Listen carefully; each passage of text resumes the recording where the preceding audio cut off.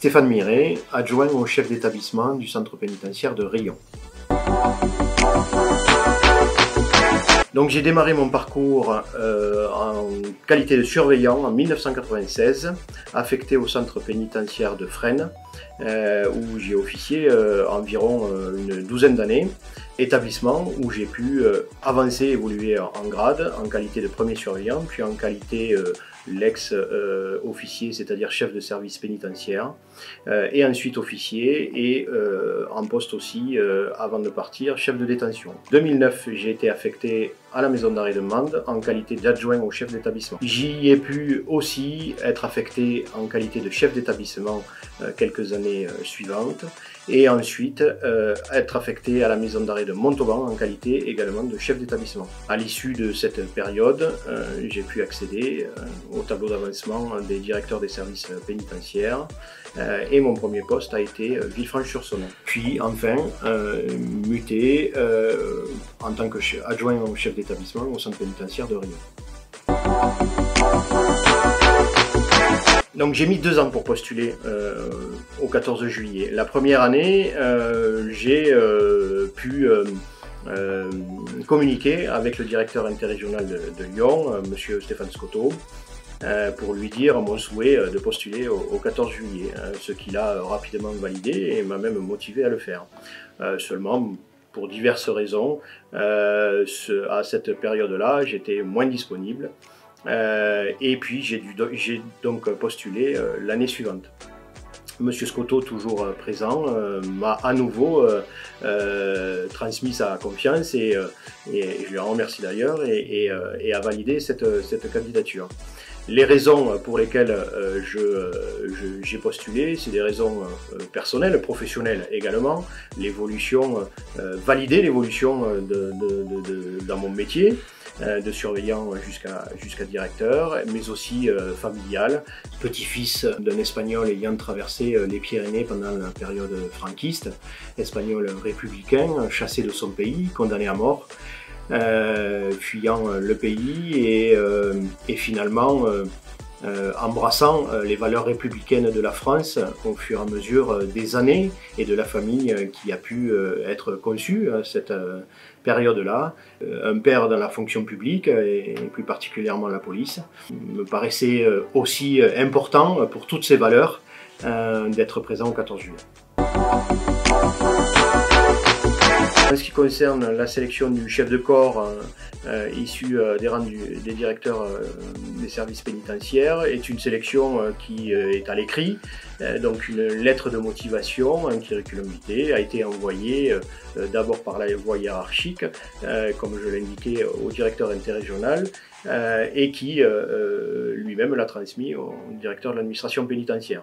La sélection pour le reste des équipes est hors crise sanitaire, théoriquement, une sélection à la fois d'un entretien oral sur les capacités et les motivations des uns et des autres à vouloir prendre ce temps-là de leur temps de professionnel pour le 14 juillet, mais aussi une sélection physique, c'est une épreuve physique que de défiler au 14 juillet. Et donc il faut un certain entraînement.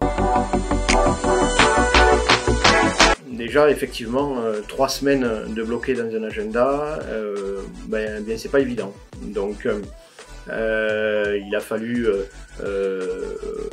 c'est une motivation finalement d'une équipe entière de direction, puisque je pars de l'établissement pendant 3 semaines, hors des congés personnels, tout un travail qui s'est mis en place entre nous, l'équipe de direction, nous sommes 4, et j'ai essayé de faire un maximum pour remplir mes missions avant de partir et boucler tous les projets qui devaient être bouclés, réunions, copies, etc. Les appréhensions concernant ces 3 semaines de préparation, c'est des appréhensions, je pense, logiques. C'est est-ce que je serai au rendez-vous au 14 juillet, au rendez-vous physique, au rendez-vous moral, et donc quelles sont les attentes? J'attends de cette préparation d'avoir tous les enseignements nécessaires pour y arriver. Alors les fonctions que je vais occuper, c'est la fonction, alors les fonctions c'est des fonctions de chef de groupe, de chef d'équipe, de chef de délégation. Plus particulièrement sur le défilé, le chef de corps c'est celui qui se trouve en premier et tout de suite derrière lui le drapeau. Et ensuite la délégation des défilants. Alors, je ressens une extrême fierté. Je profite d'ailleurs pour remercier Monsieur Bredin, le directeur de l'administration pénitentiaire à ce moment-là qui a pris cette décision. De la fierté, de l'honneur, mais aussi une énorme responsabilité, puisque quand nous serons à fouler les pavés, nous serons tous ensemble, seuls, une responsabilité parce que le chef de corps est à la fois un chef d'équipe, quelqu'un qui donne la cadence, quelqu'un qui guide, mais quelqu'un aussi qui motive et qui rassure. Et tout cela, c'est une énorme responsabilité. L'importance d'être présent pour l'administration, c'est de marquer toute l'évolution depuis quelques décennies de ce métier, tant au niveau des pratiques professionnelles, tant au niveau des missions, de plus en plus aussi tirées vers l'extérieur, et tant au niveau des sujets abordés dans ces missions générales et dans la prise en charge de la population pénale.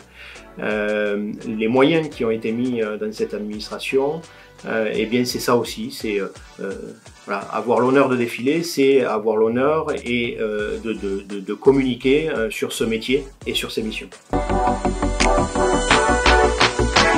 Pour répondre à la question « à quoi ?», je répondrai par à effectuer ma mission du mieux que je peux à ce moment-là, et je serai soulagé quand nous aurons fini de saluer le président de la République. À qui je penserai? Bien évidemment à ma famille, mon épouse et mes deux enfants, dont mon garçon qui est lui-même en études militaires.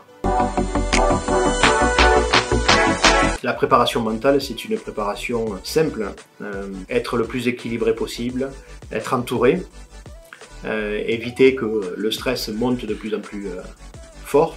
Pour le coup, la préparation physique, cela fait maintenant 2 mois que je me prépare 3 fois par semaine en faisant du sport, du cardio, du fitness, tout ce que je pourrais faire pour tenir un maximum pendant quelques heures ou de longues heures en station debout, en marche, etc. L'appréhension d'être sur les Champs-Élysées, c'est évidemment un stress qui va arriver, qui va augmenter petit à petit. L'appréhension en fait d'être placé à un endroit très précis, de mesurer la cadence à avoir, de faire en sorte de coller à toutes les délégations qui seront avant nous, après nous, d'être en bon rythme et encore une fois de représenter avec honneur notre métier. Eh bien, il faut être conscient que les retombées médiatiques, ce sont des retombées d'un plan de communication classique, un plan de communication sur notre métier, sur notre travail, et c'est pour ça aussi qu'il faut être parfait et montrer l'honneur que nous avons d'être présents ce jour-là, pour pourquoi pas donner l'envie de venir sur ce métier. Les retombées personnelles, ce sont des retombées classiquement de plus tard, discussions familiales, de fierté d'avoir été présent ce jour-là. Et les retombées professionnelles, comme je l'ai dit précédemment, c'est une fierté aussi d'avoir finalement validé une partie de ma carrière en défilant ce jour-là.